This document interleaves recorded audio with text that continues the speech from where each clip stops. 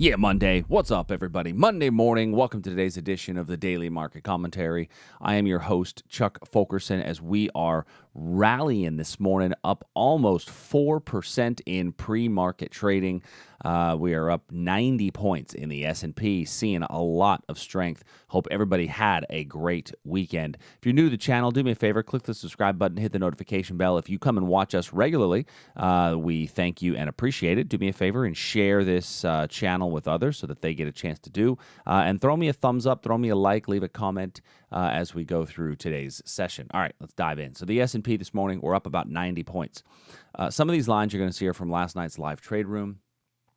In our live trade room last night, we had talked about a couple of different things in the S&P, one of them being this breakout area up in here. Now, a number of people had taken this breakout trade. I will say last night I wasn't as comfortable with the breakout because I was looking primarily for a little bit of basing before the breakout. I didn't get the basing, and I was looking at this area up here as if you did take the breakout as your target, where I thought we could get a little bit of a rollover. And we frankly have come up to this level here and are now basing in front of this zone.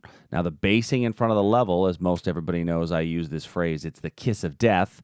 That's the kiss of death before a level is that basing in front of it, and that's exactly what we're doing here. So I don't necessarily want to look at this this short as a strong shorting opportunity. We are definitely losing steam up here, and the entire since the European market open, we've been essentially chopping sideways up here. But with the basing here in front of the zone, now if you did have a set it and forget it trade in here, you may or may not have gotten filled. Even if you did get filled, the 6 candle rule has kind of sort of kicked in. That would tell you, okay, take your stop and move it to break even.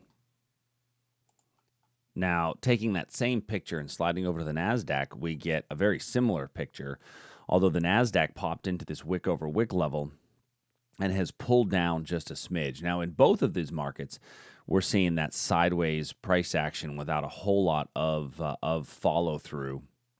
So if you took the short, I think at this point it's best to take your stop and move it to break even. If you did not take the short, I think that it's probably a good opportunity for you to just hold off a little bit on that rather than try to jump in a bit early.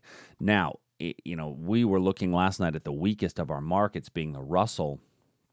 That if you were going to take the short, I think the Russell's the one that makes the most sense. So if you're not short, here's the way I would look at it at the moment. I think that if you think that short is the way to go and you feel like we've hit that supply level in the S&P, it might make sense to get short on the Russell on a breakdown right here. I think that below that 1088 number seems to make sense. If you are wanting to play the long side, which, if I look at my big picture trend is telling me, okay, I do have a slightly higher swing high. I'm not officially in an uptrend yet either on the 4-hour, as we're still below some of these swings. And so, I think that ultimately our probabilities are that we're going to make it up to this 2,700 level. And that to me is a very, very strong and important area. Looking at the kind of the bigger picture, let me remove some of these lines here. And so, that being said, I think that your better play is probably to take a little bit of a breakout to the upside, provided that we get some basing somewhere up above this level. And I know I'm looking at the 15-minute level here for the breakout, but that will reduce your exposure to a bigger kind of stop out area. All right, crude oil. So crude oil gapped down in the overnight, and in the overnight we had looked at the fact that it had gapped down and was running up, and we had a couple of traders that got long because it gapped down into this area of demand, and they recognized that demand area that we came down into. So on the gap down, we pulled back into this region. We set this area here as a confirmation entry. Now, why would this be a confirmation entry? Well, it's a confirmation entry because our 4-hour is still an uptrend. Just because we pulled back doesn't mean that we've changed our overall trend direction. Matter of fact, when I look at this piece, what I look for are the major swing highs and swing lows. And if all I look at in here are the swing highs and swing lows. What I'm seeing in here is essentially a swing high, swing low, swing high, swing low, right? Those would be my most obvious. And then this is actually going to be now the next swing low. Now, I don't have the next swing high as of yet, but if I look at my last two swing highs and my last two swing lows, you'll see that we are definitely in more of an upward trending market, which is why this has to be a confirmation entry. Now, we did come close to it without getting in, and we've pulled back a little bit from there.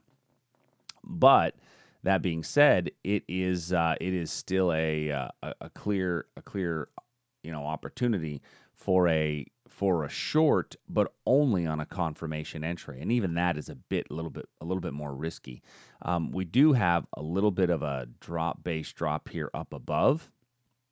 That would be another area to kind of look at, and if you're interested in getting long, I think that this makes a pretty good target for a long opportunity right in here. So how would I get long if I want to? Well, if you want to get long, sliding down to the 1 hour chart, this was our overnight. Now, I did look at a 15-minute potential candle-to-candle setup, but notice we didn't get any candles with lower highs until here just recently. And from the European market open, it's actually traded down. So I think that you're probably best to look at this area down in here, right around 2650, as a potential reversal point, and that would be more of a candle-to-candle area as well. All right, in gold. So gold popped up above a potential breakout point, and so we've gotten a nice little run off of our gold breakout. If you didn't catch that gold breakout and you want an opportunity to get long, look for a pullback into one of these regions somewhere down in here. We've got this little drop base rally right in here, which occurred right at the European market open, and that European market open is obviously going to be an important time and something that we look at. So I'm going to wrap my 15-minute lines around this area here for a potential 15-minute reversal level later today, and that one was one that was formed in the overnight. All right, in our bond markets and currencies. So looking first at the ZN, we were in a very much a sideways price action in the bonds, and then we actually broke below there in the overnight. Now, I didn't get too much basing here. I didn't get quality basing in front of the level for me to say, okay, jump right in on this, and there's no need to fear, jump right in. But we did get this area up here for a potential reversal on a short. So, our 4-hour trend is definitely telling us that we could roll over and get a nice pullback. So if you get a rally back up, I think that this area up here becomes a really nice rally area for price to come back into later today. In the Aussie, so the Aussie level, we did get a little touch into our Aussie level here in the overnight. We pulled away a little bit from it. So this would be candle 1, 2, 3. We're 4 candles in. 1, 2, 3. We're right now into our 4th candle. So the tightest your stop would be probably somewhere up in this region here. Our big picture trend is still down on this thing, but it's a very weak downtrend, and in all reality, there's a chance that our 6th candle rule may come into a play here because we are not reacting off of this level very well. And if that's the case, once you get below here, take your stop, move it to break even. If we do get a little pop down below that region, if not, at the very least, your stop should be fairly tight in this one because it looks like we may base and pop up out of that. The euro is still sitting above our potential breakout area as the euro continues its big picture downward trend. So that breakout area there of 79.67 is still much in play. And then the Canadian dollar as well, very much sideways price action. We gapped down yesterday and have ran up in the overnights, and it's possible that we could get another bit of basing with an opportunity to get long up above here, and your target in that case would be somewhere near the gap fill area. Great British Pound and Japanese Yen.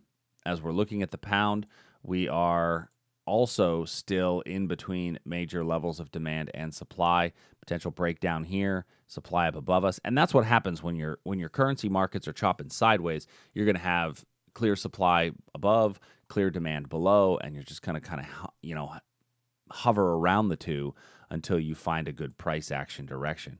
The Japanese yen we did break down yesterday. Gave us an opportunity for a short on a pullback up into here.